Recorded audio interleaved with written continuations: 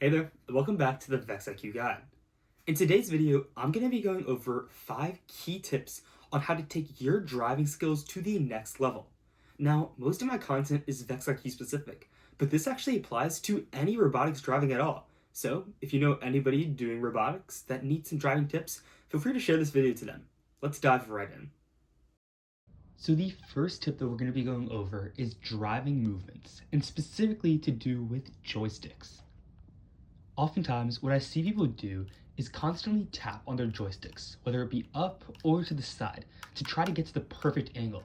But you never really can when you're constantly tapping and making sporadic movements. Instead, what I want you guys to try to do is hold on the joystick and constantly keep your finger on top of it so that you can constantly have control over where the robot is moving. The second tip is going to be avoiding the bottom buttons.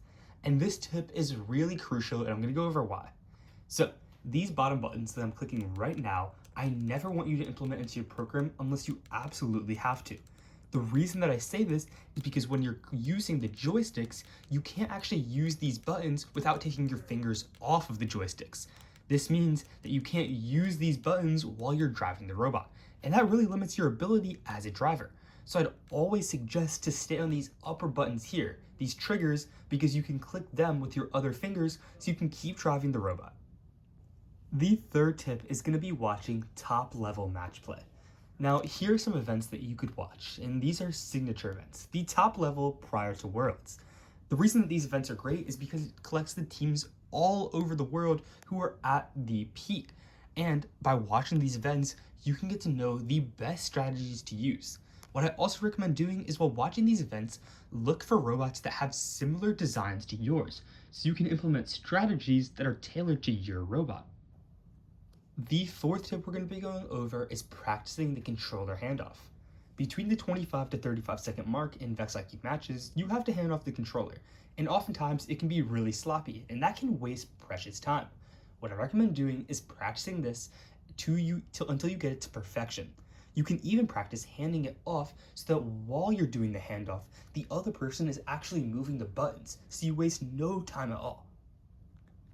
The fifth and final tip is one that might seem obvious, but is honestly pretty overlooked, and that is just to practice driving in general.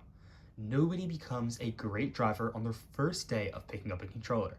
Great drivers are made after months and months of practicing, and the only way you can get better is simply just doing it over and over. Try to take the week before your next competition and just dedicate that to pure driving practice. Robot done, and just picking up the controller and moving it around. I promise it will take your robot skills to the next level, and you're going to see such better impacts than if you were to make a couple more minor tweaks to your robot instead.